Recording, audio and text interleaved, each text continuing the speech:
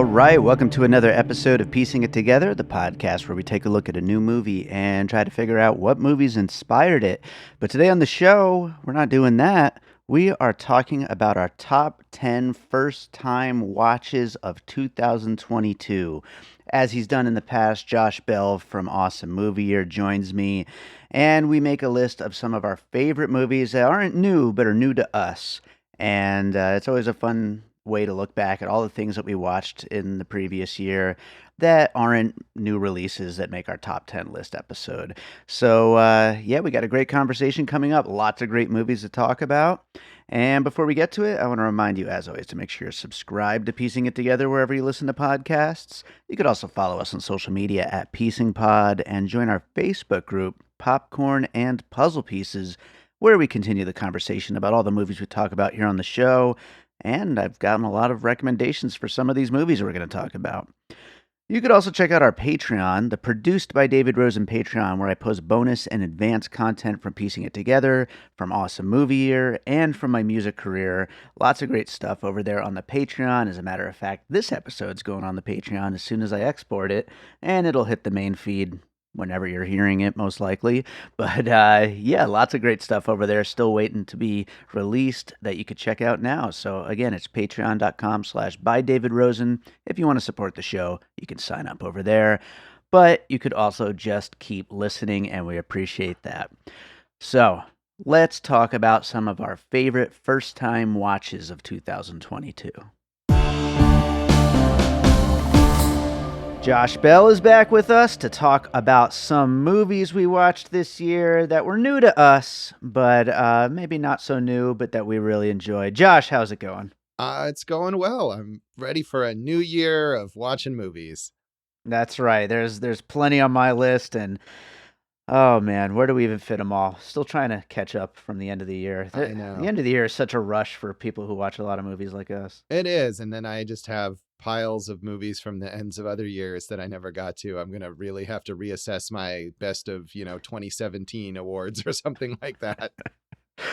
I was seriously thinking about that at one point, like doing like a special episode every year, like reassessing maybe 3 years back or something, a whole new top 10 list. Like it seems like it would just be like constant new content we can make for the podcast. Yeah. I mean, there's always revisions. So I, at one point, went back all the way to like the early 1930s and did top 10 lists for every year on Letterboxd. And I can, keep revising those as I see new movies, but never ends. But my Never more recent ends. top 10s, I feel like they had to be set in stone somehow because I made them at the time, but I'm sure they would all be completely different now if I did them again.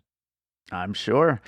Well, we are today talking about movies we watched for the first time in 2022 that are not new movies. And we did this last year, and it's always a lot of fun to look at lists like this and just find some new favorites. And I think we'll have a nice mix of picks to talk about. But did you find any like themes or anything while going through your list? Anything that kind of like came together? I don't know if there were necessarily themes. I mean, I feel like for me, a lot of times what I end up with this list, especially if I don't have tons of free time, is things that I happen to watch for articles and podcasts that ended up sticking out to me. So if there's a theme, it's probably the theme being like, I wrote an article about this topic. Yeah, for sure. Or something like that. So, I mean, I try to be wide ranging in my viewing, especially when I have the opportunity to just watch things for my own interest. So, in a way, maybe I'm trying to avoid a theme because I want to be as broad as possible. That is absolutely fair. Well, let's get into the lists and we'll talk more about it along the way. What do you have for your number 10? So, well, speaking of articles that I wrote, my number 10 pick is one of a couple, I think, on here that I watched for an article that I wrote about the Noir in Color collection on the Criterion Channel, which was an excellent lineup of film noir in color. And so my number 10 pick, as it should be based on the name. Yes, exactly. But I mean, it was, I was excited to watch these movies, and I was glad that I was able to pitch an article to give myself a reason that I had to watch them. That's always good. It's like, I must sit down and watch all these Criterion Channel movies. So my number 10 pick is A Kiss Before Dying, from 1956, directed by Gerd Oswald. And this is, I think, one of the more famous ones of these, or at least this was one of the titles that I'd heard of. It is a great noir title, right? And Yeah. it stars Robert Wagner, who I feel like became this sort of campy figure in his later years. I think most people probably know him as number two in the Austin Powers movies. Oh, yeah, And for the older sure. number two, right? As opposed to Mhm. Rob Lowe as the younger number two. And he did a Yeah. lot of like soap opera stuff in his later life. But he's really good here as this sort of sociopathic, almost like talented Mr. Ripley type figure who is determined to get in with this wealthy family and dates one of the daughters. And when she is sort of not convenient to his plans, he kills her. And then when her sister is trying to investigate, he kills her and makes it look like a suicide. And her sister is determined that this was not a suicide and the cops are wrong, and she's trying to investigate it. And then he assumes a new identity and is dating the sister, even as the sister is trying to find out who killed her sister, which is him, her fiance. Mhm. So it's this twisty noir type plot, but he's great as this just absolute awful amoral social climber guy who of course gets his comeuppance in the end. But it's Yeah. just it's a fun, nasty kind of film noir movie and shot in gorgeous Technicolor. So that's A Kiss Before Dying. That's awesome. It sounds great. I've never seen it, but everything you're saying about it, it just sounds like my kind of movie. So I Yes. definitely want to check that one out. It sounds awesome. My number 10 is a movie I think might end up on your list because of a comment in the Popcorn and Puzzle Pieces group. But over Christmas, I just watched for the first time Moonstruck, the 1987 Norman Jewison film with Cher and Nicolas Cage. And it's just so much fun. Cher is great. It's definitely one of the great Cage performances. And spoiler alert, but I have another Nicolas Cage movie on my list coming up later. But he's having such a great time here, and he's having such a great time right now. It's so great to see him coming back. We talked about him some on our top 10 of 2022 episode. But this movie, they're both awesome in it. It's funny. It's really sweet. It's weirdly dated in ways that make it even funnier, I feel like. And it's also like kind of the ultimate Italian movie outside of Goodfellas. And yeah, it's just a great time, and I had such fun with it. Yes, you are correct that it will be on my list. We may have to wait a little while Uh-huh. for it to show up, which means that I think I loved it maybe even more than you did. It's absolutely wonderful. A great movie. Awesome.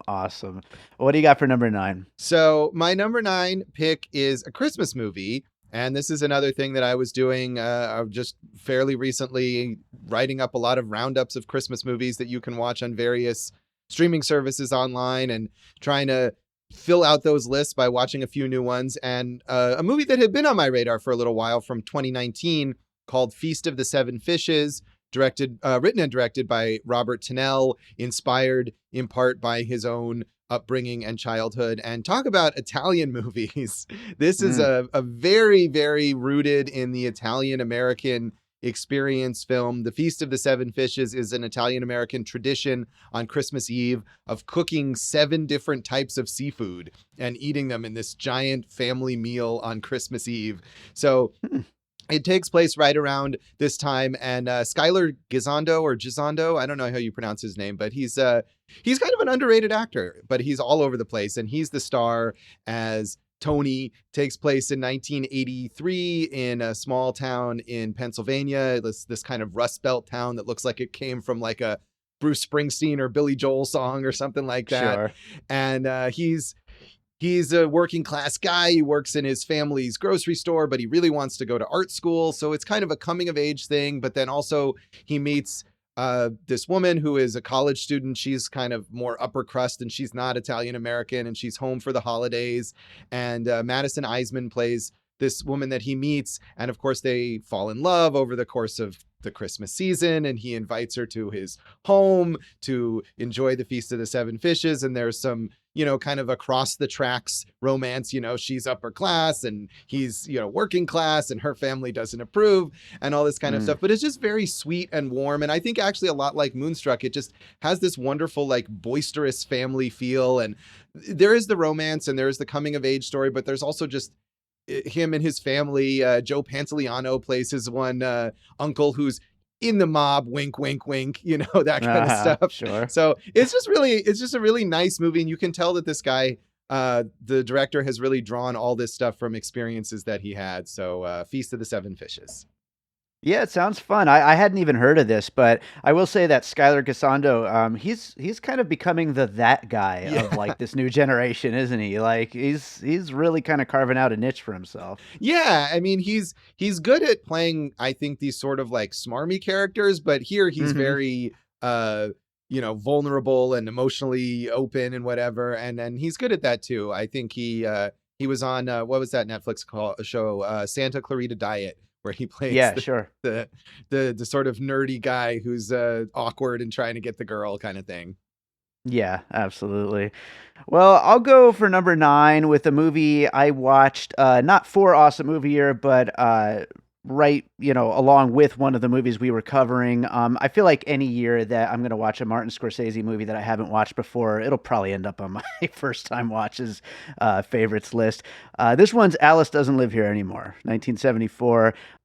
It's just a really unique and amazingly put together film. Ellen Burstyn is so good as this woman just trying to survive in this small town, and everything just feels so real and so lived in, and you just get the feeling of like what it must be like for somebody in those like little flyover state, or the drive through on a cross country trip kind of places, the people who work in these diners and live in these little homes, and it just really is drawn so well and so interesting. And of course it's Scorsese, so you're gonna get that attention to detail, but everything about it really works so well. And it's also one of Jodie Foster's earliest roles, and she's great in it, and everything about it is a standout. And it's just kind of one of those movies where you just feel like everybody in it is just really at the top of their game. Nice. Yeah, I saw that a long time ago and I don't remember a ton about it. I believe we watched it, Jason and I, in our film club that we've referenced a few times on Awesome Movie Year with Tony Macklin, the film critic that we used to have years ago, and it was one that he brought for us to watch. And I liked it, I think, but I don't remember a ton about it. Yeah, I'd say it's worth a revisit, Yeah. but yeah, great movie. What do you have for your number 8? So number 8 is an Awesome Movie Year related film. Like you were saying, it wasn't a movie that we did an episode on, but that I watched in conjunction with our episode on Stanley Kubrick's Fear and Desire. And it's another early Stanley Kubrick film. It was his second film after Fear and Desire, called Killer's Kiss.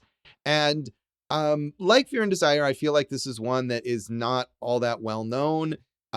He made a few movies early in his career that didn't do a whole lot before he started to take off with Paths of Glory. And this is just, I kind of go back and forth on Stanley Kubrick, like later Stanley Kubrick, when he becomes such a big towering figure and he has a lot of leeway to do whatever he wants, and maybe is a Yeah. bit too enamored of his own abilities. And this is a very streamlined, it's 67 minutes long. It's kind of a film noir crime drama about this boxer who falls in love with his neighbor, who is the sort of gangster, she's sort of like a gangster's mall, I guess is the word, right, you use for that. Okay. And the gangster is not really too happy with this mook taking away his lady. And so most of the movie is this guy sort of on the run from the gangsters through New York City. And it's got this kind of tough guy narration to it, and it's very evocative. It's maybe as a noir, it's less, there's not like a mystery to it or anything like that, so it's a little more artsy. But I thought it was a really good combination of this tough film noir with Kubrick's more artistic ambitions. And actually, for another podcast I was a guest on just a few weeks ago, called It Pod to Be You, and we talked about Eyes Wide Shut, Stanley Kubrick's final film.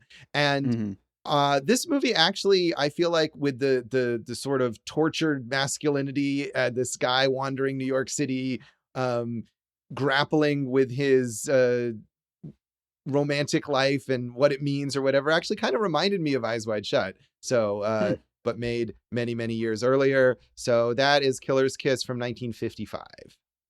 It sounds good. I haven't seen this one, and I definitely plan on catching up with more of Kubrick's stuff. It sounds kind of Scorsese-ish in the way you're describing it. Yeah, Well, yeah, it could be. I mean, I think this is earlier than Scorsese's earliest work, sure. Yeah. but yeah, I mean the crime stuff and the examination of the identity in the gangster world. Yeah, I could see that. Right on. Well, my number eight is a movie I watched in the lead up to a new reboot sequel that came out this year. It is Hellraiser from Nice. 1987. I had somehow never seen the Hellraiser films, and which is actually going to be a theme for a few of these things that all feel like movies that I had to have seen, but I hadn't. But I watched the first two before the reboot came out. The reboot was fine. It wasn't great, unfortunately. Yeah, it was a bit Yeah, disappointing. but this one is fantastic. It's just so gross, and the practical effects are amazing. It's really weirdly horny, and the score is fantastic. Everything about it is so strange, and I went into it really expecting it to be like, you always think about Pinhead in terms of like with Freddy and with Jason and all these slasher icons. I expected it to be like a slasher movie, and instead it's almost like a Little Shop of Horrors type of movie where like this person has to bring sacrifices in a way, and it's just such a completely different movie than what I would have expected, and it's so much better for that.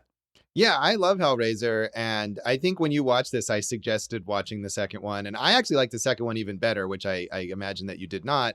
But yeah, those are both great, and I this year watched all of the Hellraiser movies again because Oh I wrote boy. an article about them before the new Hellraiser came out, and that's a slog of an experience really because after those None of first those two. later ones made your list. No, no. Well, I think I had seen them all already except maybe the very last of like the straight to video sequels, so that would have been the only Hmm. one qualified for this list, but no, they're bad. They're Yeah, some of them are like the third and fourth one are have some kind of camp to them, but no, they're yeah. not worth seeing. But yeah, Hellraiser is great, and I love Clive Barker. So to me, it was like it's horny because everything that he writes Sure. is super horny and kinky, and Hellraiser is kind of mild compared to some of his books. Right, right, yeah, and that's not to take it off track, but that's what was I think missing from the new one Mm, is any of that kind of vibe. I totally agree with you on that. Right on.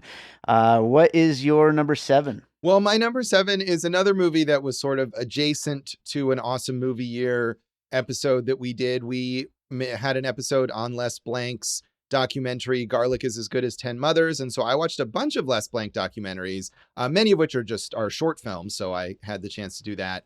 But the big Les Blank movie, the most well known one that I watched for the first time is Burden of Dreams from 1982, his film Hmm. about the making of Werner Herzog's Fitzcarraldo.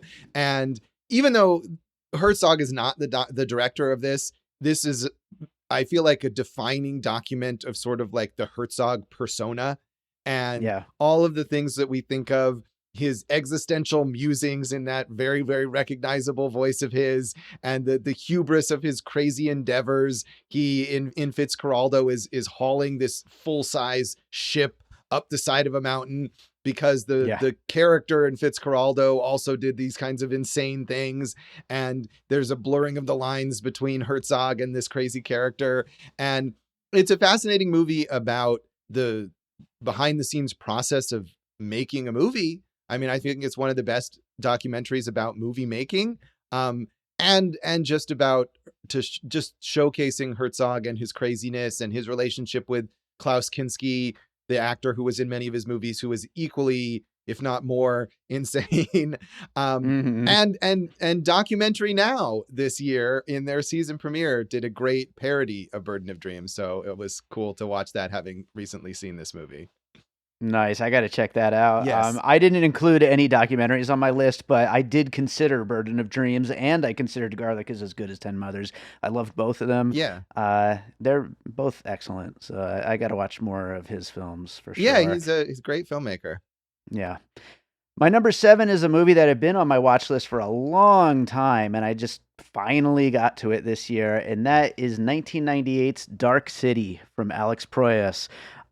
An absolutely bananas sci-fi movie from the director of The Crow, of course, but also a lot of really bad sci-fi and action movies. But this one might be my favorite movie from him. I think I liked it a lot more than The Crow, really.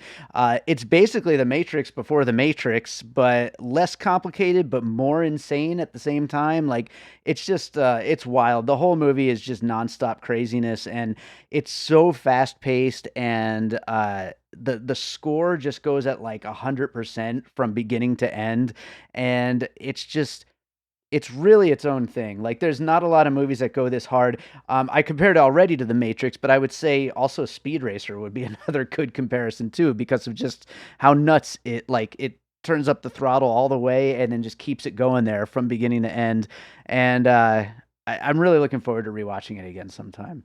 Nice. Yeah, I saw that movie in the theater, Wow. and well, because I loved The Crow, as we talked about Sure. on Awesome Movie Year, and I think I was super, super excited to see the next movie from the director of The Crow.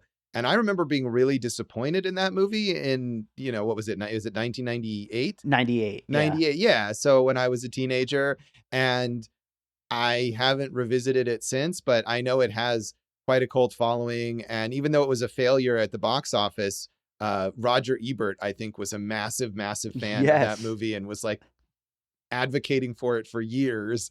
So I feel like it's something that I'd probably have a different opinion on if I watched it now.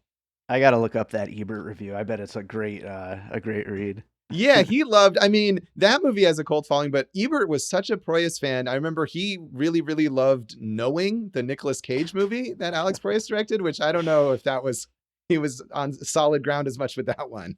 That's awesome. Yeah. What do you got for number 6? So for number 6, I'm back to the film noir in color, which was really, I mean, I would say go watch them, but they're not on Criterion anymore. But I'm sure these movies are available elsewhere, just not packaged together. But this is a movie actually from 1953, which is our most recent season of Awesome Movie Year. But we didn't talk about this on Awesome Movie Year. It's a film noir starring Marilyn Monroe called Niagara. And one of Marilyn Monroe's really best roles, and one of a few movies where she had a chance to really get into sort of the psychological depths of her character. She plays this very troubled woman who is staying at Niagara Falls with her husband, played by Joseph Cotten, who of course is also a great, great actor. And she is having an affair, and she's kind of scheming to get rid of her husband. And it's really like kind of the main characters are this more upstanding couple who show up to Niagara Falls on their honeymoon, and they're all like fresh faced and happy with each other, in contrast to this broken couple. And of course, Joseph Cotten is a lot older than Marilyn Monroe. And so there's that whole dynamic.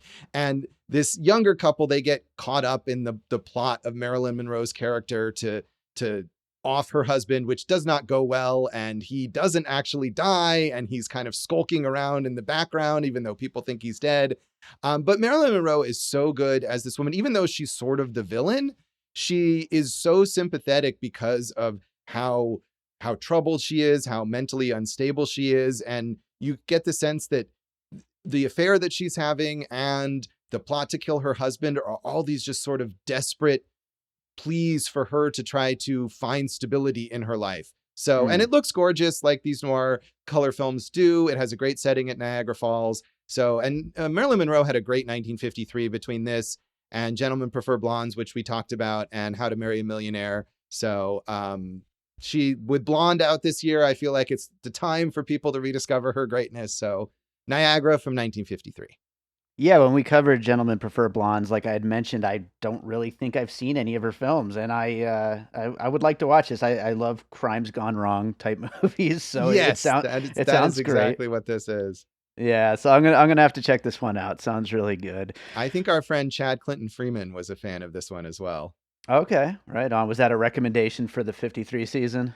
I think it might have been, or maybe he just happened to mention it. So, Okay, I appreciate that from Chad. absolutely. Well, my number six is a movie that friend of the show Joe Black recommended to me before the film The Lost City came out with Sandra Bullock and Channing Tatum. It's from the directors Adam and Aaron Nee. It was their smaller independent film from a few years back, 2015. It's called Band of Robbers. And it's so much fun. It stars Adam Nee as well as Kyle Gallner, who's been having a really good year this year with Scream and Smile. But they're basically grown up Tom Sawyer and Huck Finn, who are still around, still getting into adventures, although their adventures are starting to get kind of crime based. And they're basically bank robbers at this point. And it's just, speaking of crimes gone wrong, it's just a great little like indie crime gone wrong thriller that's also very funny and really well acted and really well put together. And it's cool to see that these guys got to then get together and make this big movie, The Lost City, which I think did fine. I don't know if it was like a big hit this year, but I think it did pretty good as far as comedies go. Certainly better than some of the other comedies that we kind of were celebrating on our top 10 list. But it's interesting to see, and I hope to see more from these guys. Yeah, that sounds really fun and cool. Like, what a random concept to have Tom Sawyer and Huck Finn as grown up bank robbers. But yeah, it sounds like a lot of fun. I'd love to see it. I thought The Lost City was fun. It was not brilliant, but it was good, like popcorn entertainment. I enjoyed it, so I'd be curious to see that. Absolutely. I'd love to hear what you think about it when you check it out. Yeah. What do you have for your number five? So number five is a movie that Jason Harris, our Awesome Movie Year co-host, kind of bullied me into watching, but I'm glad that he did. We had some contentious discussions about Bob Fosse's All That Jazz, which I like, but not enough, I guess, for Jason, because he just loves that movie so much. And so he was encouraging me to watch Bob Fosse's film Lenny from 1974, which is his biopic about Lenny Bruce. And I did. And I really, really liked it. I liked it more than All That Jazz. I feel like All That Jazz is maybe too caught up in Fosse making a movie about himself, and it just kind of goes up its own ass there a lot. But here, where he's making a movie about someone else, I think there's a lot of artistically daring things in this film, like there are in All That Jazz. It's shot in black and white, and it has these kind of faux retrospective interview segments to give it context.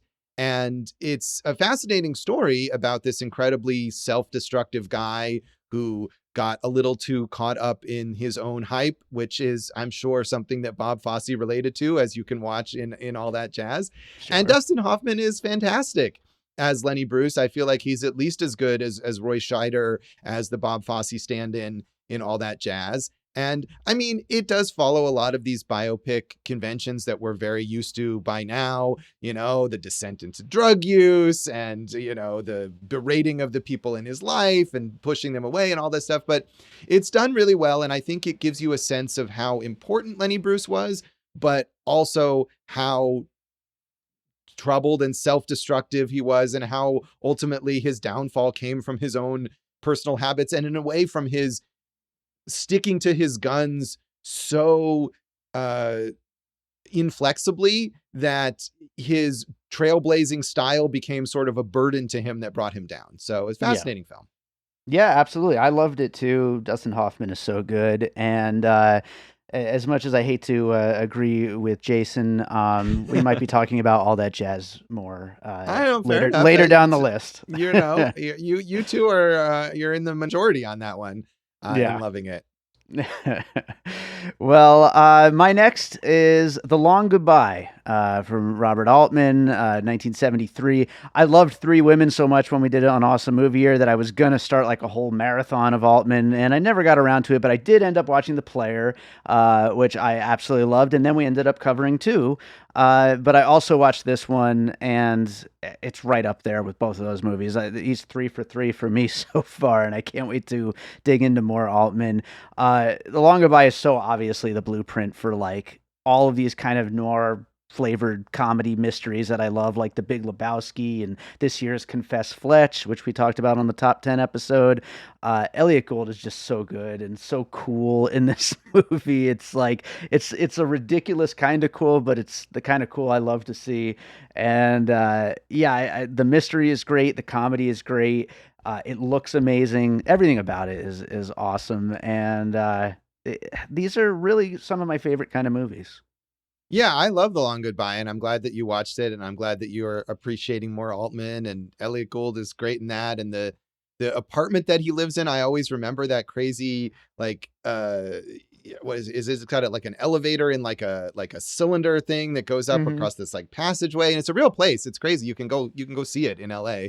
Yeah, Um and yeah, that movie is fantastic. I love Robert Altman, and I would say try to watch California Split with Elliot Gould and George yeah. Siegel as this pair of degenerate gamblers. It has a similar feel. It's definitely one of the best Altman movies, and you can see him working with Elliot Gould again. Great That's movie. probably next on my list. All right, Absolutely, I'm good. looking Glad to forward hear to it. it. Well, what do you got for number 4?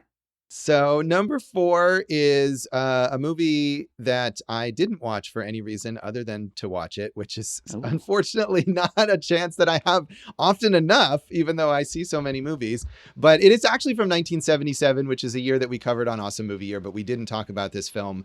It's called Between the Lines, directed by Joan Micklin Silver, and it is set at an alt weekly newspaper in Boston, and which is sort of undergoing a change. It's a publication that came up in like the counterculture 60s, which is when alt weeklies kind of came into existence, starting with the Village Voice, and it's become commercially successful, and now it's being sold off to this more corporate owner, and it's basically the identity crisis of these various characters who work at this quirky publication, who, maybe they don't make very much money, but they have all this passion for it, and it's a great ensemble kind of dramedy.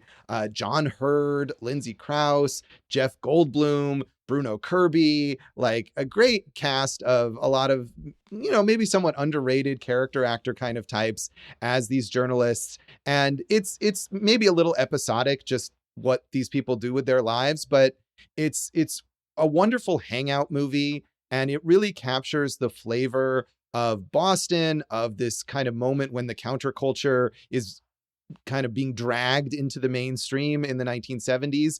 And I worked at alt weeklies like 25 plus years later, but Hmm. a lot of the stuff that they are dealing with in terms of corporate control versus journalistic interest and personal type of writing versus serving advertisers and whatever really rang true to me from my experience having worked at Las Vegas Weekly here. So that meant something to me as well. So it's just a really fun, like feel good kind of movie. So Between the Lines from 1977. That's cool. I don't think I can think of any other alt weekly like based movies like that. That's like a really interesting setting. And you said it's Right. a little episodic, but I'm as much as I prefer movies over shows, I could so picture a show based in an alt weekly. That Oh would be so yeah, much fun. absolutely. It totally could have had a spin-off as and in fact, I'm looking at Wikipedia now. It did have a Oh, short-lived TV spin-off. So there you I go. haven't seen that. I'm not familiar with it, but it's absolutely something that could happen.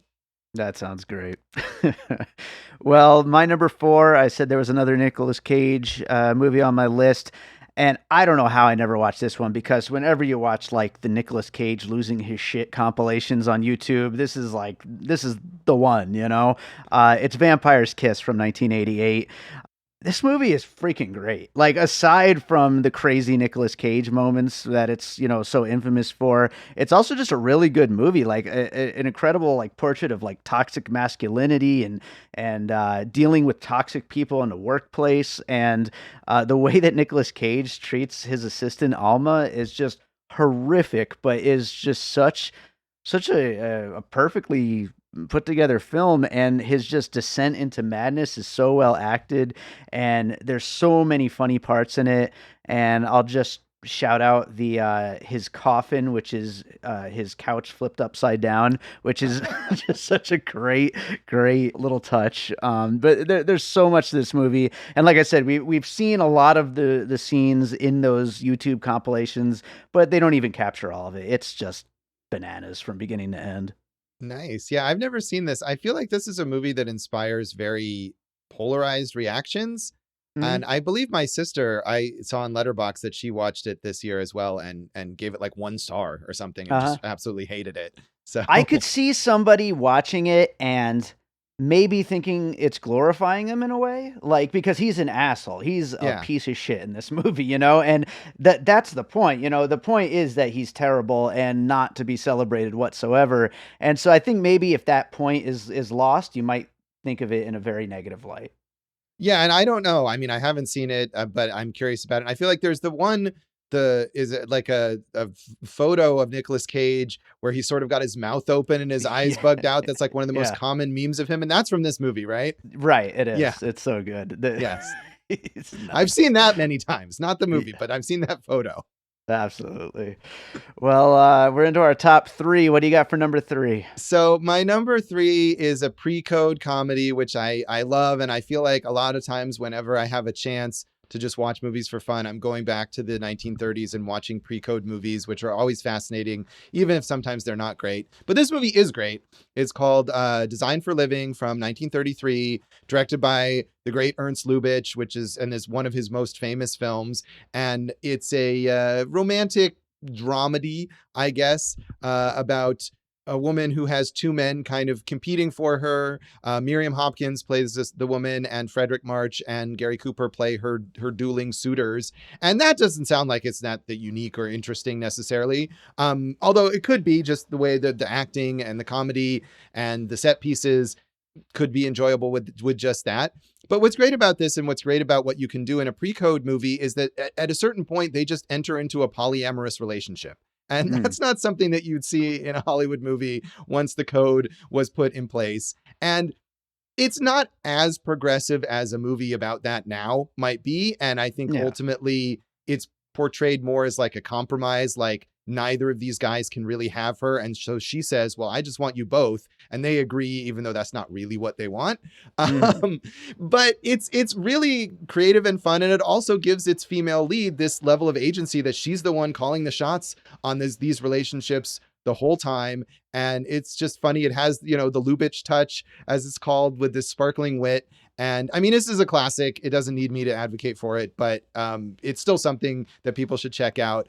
I'm always in favor of anyone who wants to watch pre-code movies. If you've seen Babylon and you Mm. wonder about what was going on in Hollywood in the late 20s and the early 30s, which is one of the absolute best periods of Hollywood, check out Design for Living and go from there. Yeah, that pre-code stuff, it really like it kind of throws any of your like preconceived notions about old movies out the window of what might actually be in them. And so, yeah, you just never know and going back to things like that. And it sounds like a Yeah. good one. Yeah, It yeah, sounds really it's good. great. Number three for me is All That Jazz. All right. I said it would be coming back up. Of course, we covered it on Awesome Movie Year. And this is one of the rare movies that I watched. And as soon as the credits rolled, I ordered a copy of. I was like, I have to, own this one. Yeah. I'm not usually like a big musical guy, but you're basically taking the number one thing I compared it to is Charlie Kaufman. I think Charlie Kaufman is so inspired by this movie, whether it be Synecdoche, New York adaptation. It's such a clear influence, and then adding musical numbers by the great Bob Fosse, so it's just kind of has everything. And then Roy Schneider is just incredible. It's like a role of a lifetime. He's so good in it. And, again, I could see how like you weren't as taken by it as we were. I can totally get that. It certainly is, indulgent as hell, but it's so all encompassing of so many things as a creative person, and just how in your head you can get when you're a creative person. It just spoke to me in so many different ways, and it's such an impressive movie at that, being Bob Fosse, of course. Yeah, I mean, it is impressive, and I like it. It didn't speak to me in that same way. The self indulgence, I think, just got too much for me, especially in the third act. But another movie that is an acknowledged classic. It doesn't my criticisms aren't really relevant on that one. For sure. We'll allow it. We'll Yeah. allow it. What do you got for number 2?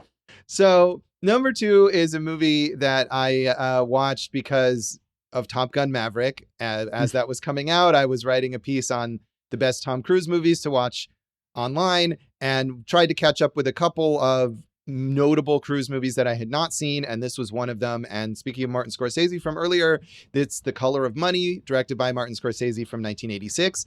And this is, I think, considered one of Scorsese's lesser movies, because this is from a time when he was a big deal, but he still wasn't the Martin Scorsese of now, where basically he can do whatever he wants at any time.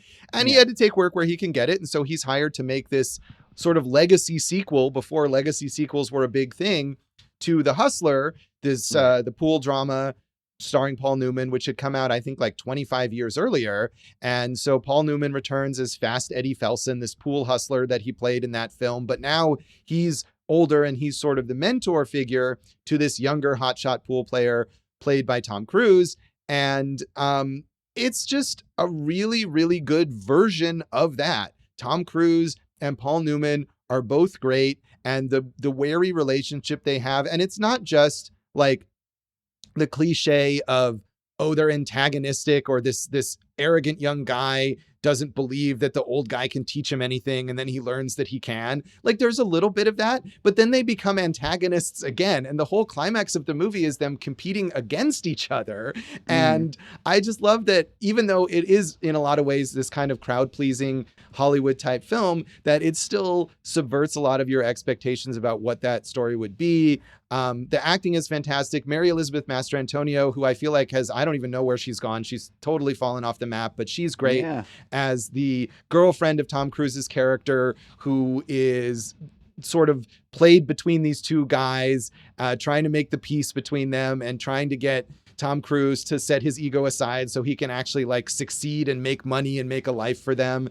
And, and Scorsese is a pro. Scorsese could direct anything, and he brings all of his talent to this. Maybe this was a work for hire thing. Maybe it wasn't a passion project for him, but he absolutely gives it all that he has. So I went into this knowing that it was maybe not considered one of his greatest films, but this might be, if not my favorite, one of my favorite Scorsese films.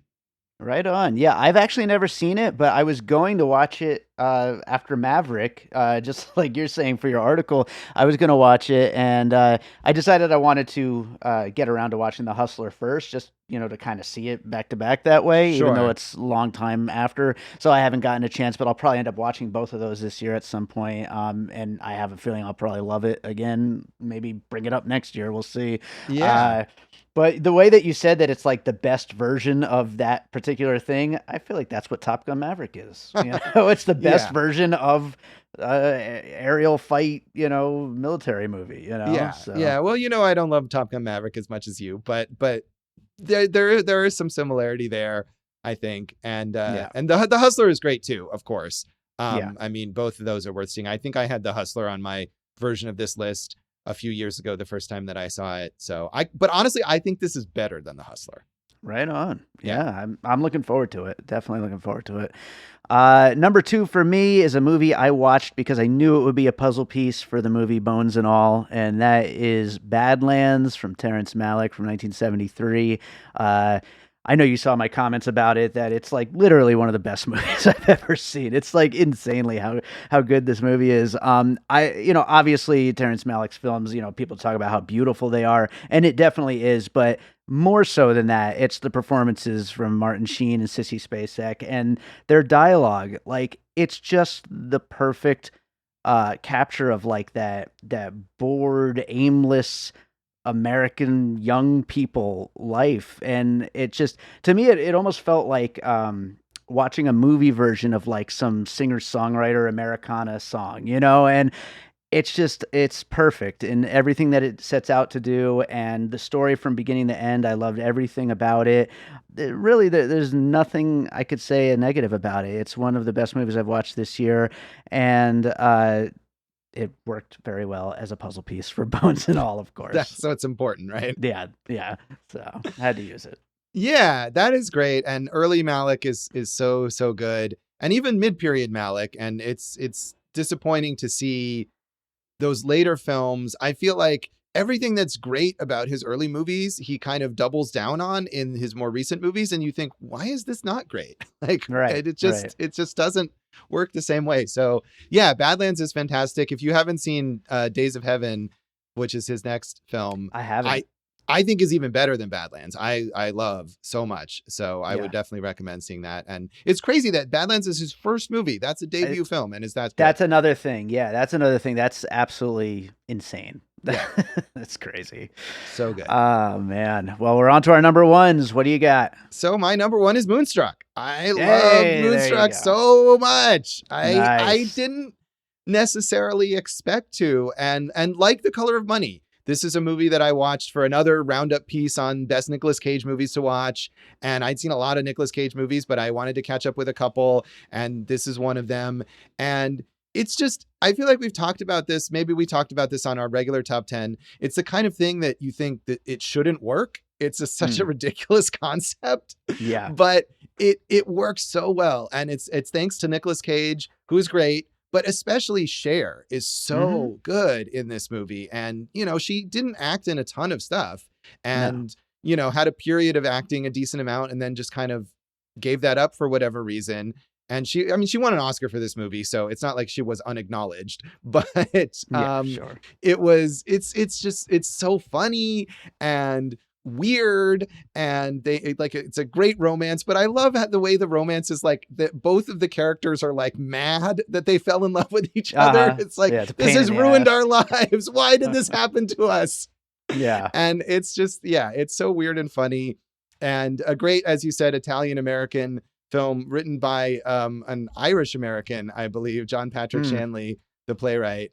Um, and who won an Oscar for this as well, and went on to write and direct a bunch of equally weird movies, I think, that don't work as well always, but yeah. certainly a guy with a lot of ideas. So yeah, I just love this, and I think maybe having Norman Jewison as the director, who is this kind of old Hollywood workhorse guy, maybe that is a Sure. good way to balance out the weirdness of the screenplay, and whatever it is, it all just works together.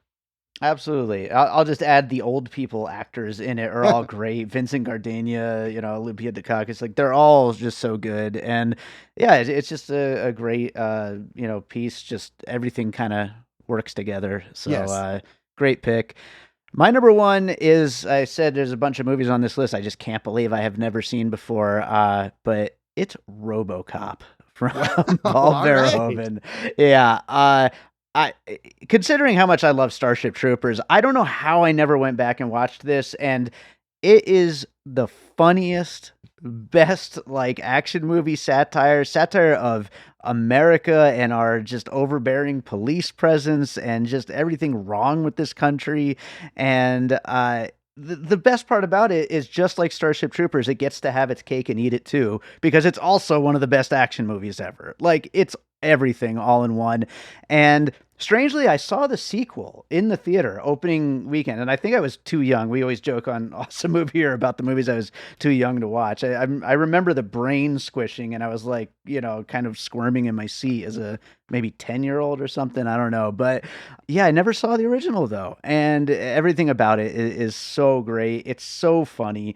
All the memes from it they all hit extra hard now. They were always funny to begin with. Now they're extra good. And yeah, I just don't know how I never saw this. Yeah, I mean, obviously, yeah, it's great. I agree with you. And I mean, I'm trying to remember if I might have watched it again when the remake came out, and I think like Hmm. 2014 or something like that. Yeah.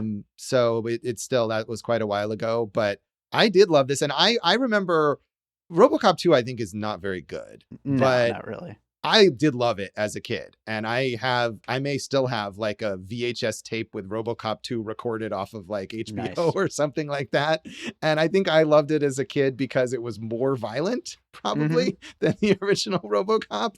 But yeah, I mean, it's great, and I still remember, I'll buy that for $1 or whatever. It's something that just Yes. sticks in your mind for so long. And I'd love to watch RoboCop again, because I'm sure I'd find even more about it that is clever and satirical and whatever, even than if I saw it in 2014 or whatever. So great pick. Yeah, absolutely. Well, do you have some honorable mentions you want to throw out there? Sure, why not? Honestly, I looking through honorable mentions that I found were pretty much all awesome movie year related stuff, which is exciting because Nice. it means I got to watch a bunch of good movies for that.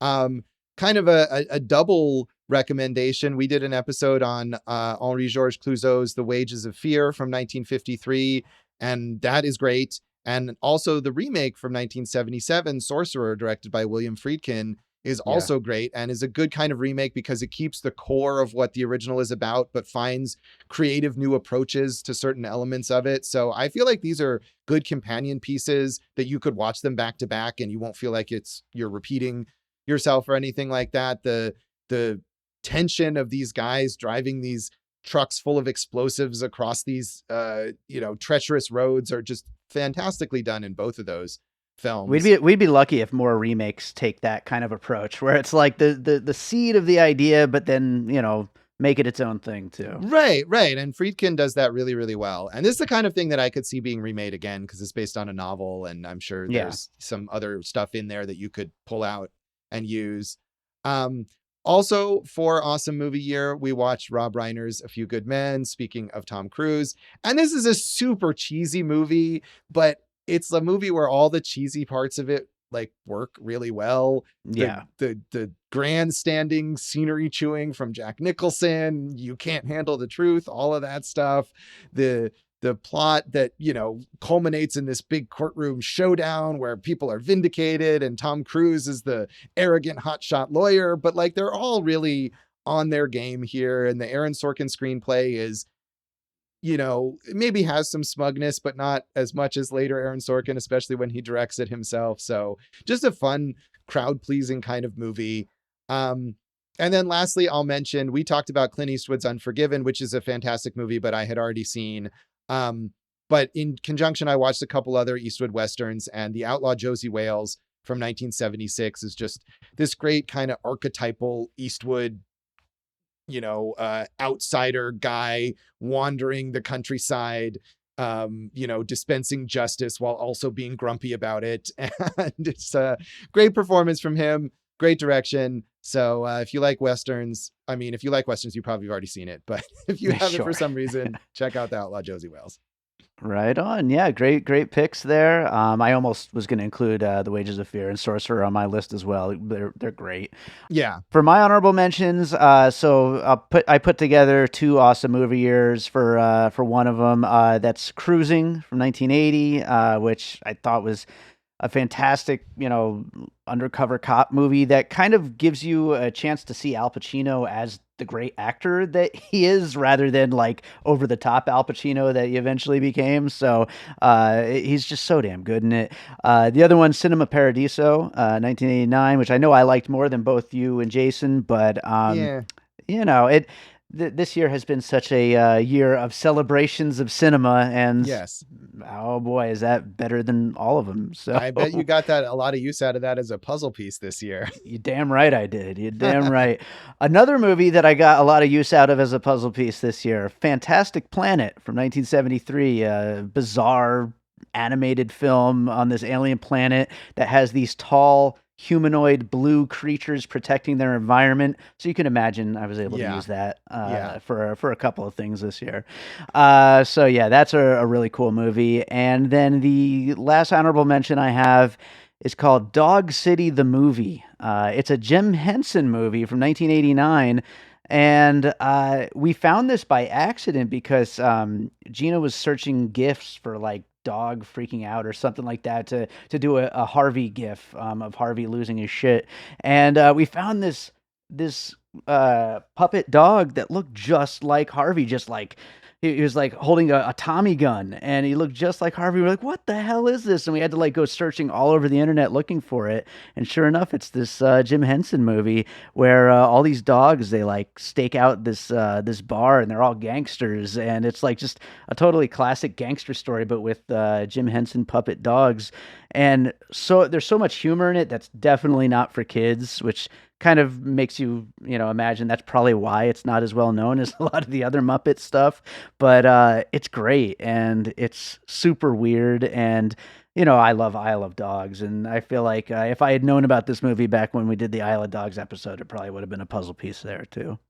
Huh. Yeah, I am not familiar with that. And as we talked about on Awesome Movie Year, I'm kind of lukewarm on Henson and the Muppets and all that, but it does sound pretty fascinating. Yeah, yeah, it's So a fun one. be curious to see that. And I'll second you on Cruising, which I almost mentioned in my honorable mentions there. And I feel like, that's a movie that is known for its controversy more than its content. And, it's worth a look just as you said, a really good undercover cop drama with a really good Al Pacino performance. And a lot of the controversial stuff about it seems a little not really relevant anymore. And you can just watch it for what it is. Absolutely. Well, before we wrap this up, I actually got a voicemail from your Awesome Movie Year co-host, Jason Harris, with his list of his 10 favorite first-time watches of 2022. So let's give that a listen, and then maybe we'll come back and comment on a few of his picks. Oh, right, Dave. Here you go. You wanted my top 10. You wanted me to send in the list and let you read it and just decimate it and just ruin it. No way, Dave. I'm not going to let you interpret my list. I have commandeered the show for my own segment. By the way, love what you're doing. My top 10 films from other years that I watched for the first time this year. Number 10, Secret Honor. Philip Baker Hall gives a tour de force one-man performance in this. Robert Altman, I would say, lost film about Richard Nixon in his final night in the office. Number 9, The Killing, the 1955 movie that really put Stanley Kubrick on the map and one of the great act threes of all time in this heist gone awry film. Number 8, a little film called Predator. Yes, that's one I had never seen before. One of the great action movies of all time. The 80s really did rule for the greatest action movies. Number 7, The Sting. It's Newman. It's Redford pulling off one of the greatest con jobs on film ever. I'm sure if you had seen it in the theater, it would have been an absolute delight. Number 6, Coda, last year's Best Picture winner. I'm not going to lie. I cried and cried and cried and cried. They got me and they got me good. Number 5, also from last year, The Green Knight. David Lowery mesmerized me with his colors, his shot selection, and his dark storytelling. I was just all in and enthralled on it.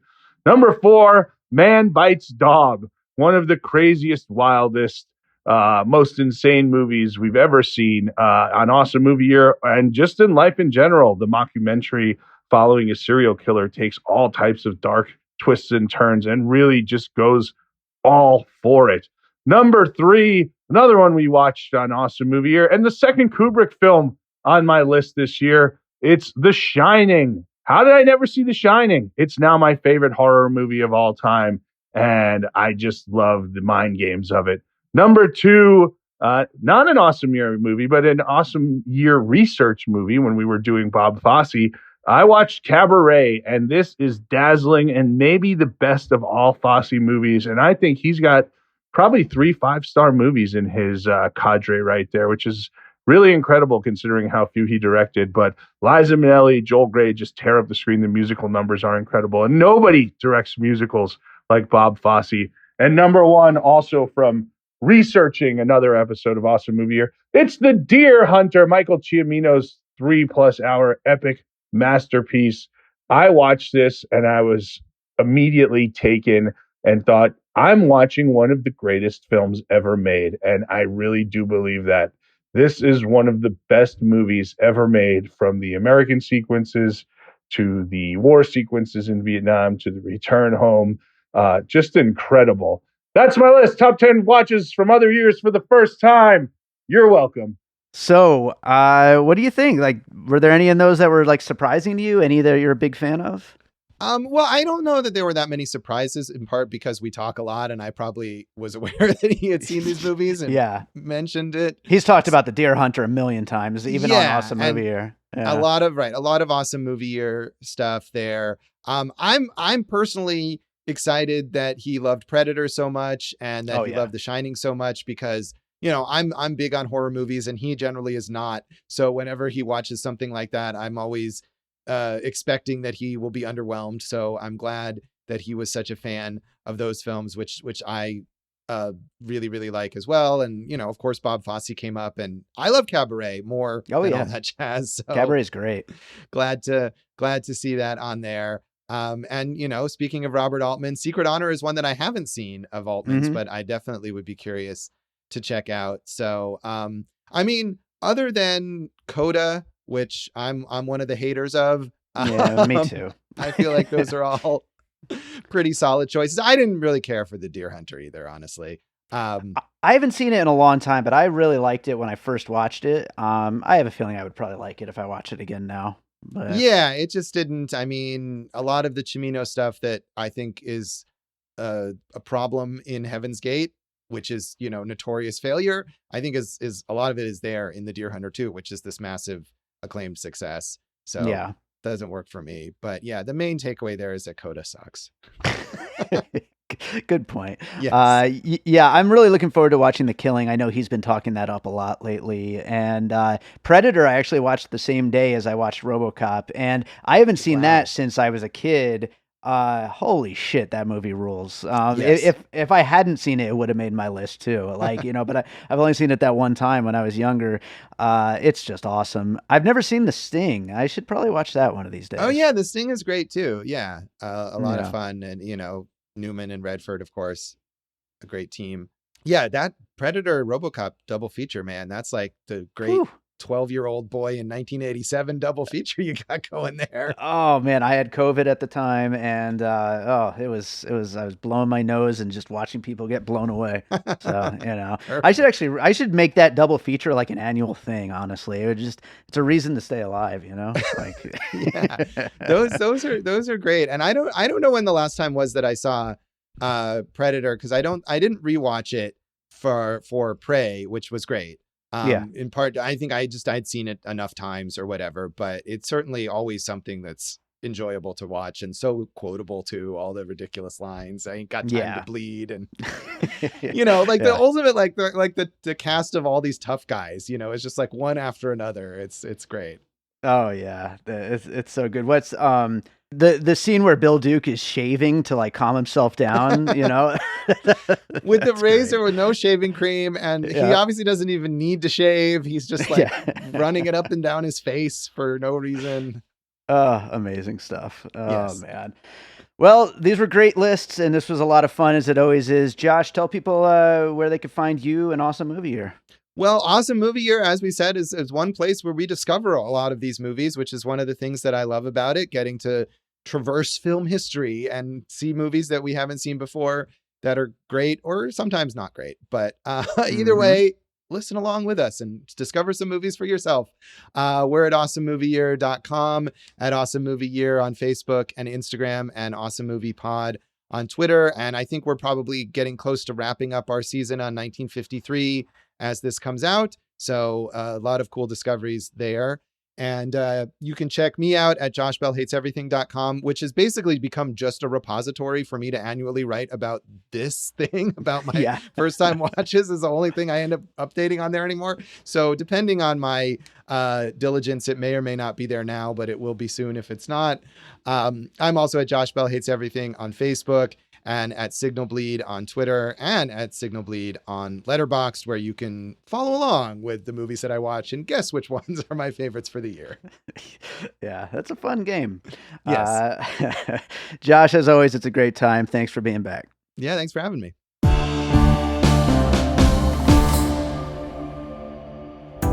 I'm Josh Bell. And I'm Jason Harris, and we co-host a podcast called Awesome Movie Year. Each season, we take a look back at an awesome year for movies, which is every year. We deep dive into these specific years, and we pick out why they were such great years for films. We go over the biggest hits, the biggest flops, the best picture, some personal picks, some cult classics. Years we've covered in past seasons include 1994, 2003, 1977, and 1984, and we've got all of film history to look forward to. So check us out at awesomemovieyear.com or wherever you listen to podcasts. All right, so I hope you enjoyed that conversation about some of our favorite first-time watches of 2022. Lots of great movies to go back and check out, and it's always a fun time doing these episodes. I look forward to next year's with Josh, and I hope you're enjoying the show. If you like what we do here on Piecing It Together, make sure you're subscribed wherever it is that you like to listen to podcasts, and if that app happens to have a 5-star button, we'd appreciate it if you dropped us a quick rating. It helps make sure that more people check out the show. You could also follow us on social media at Piecing Pod, join our Facebook group Popcorn and Puzzle Pieces, where we continue the conversation about all the movies we talk about here on the show.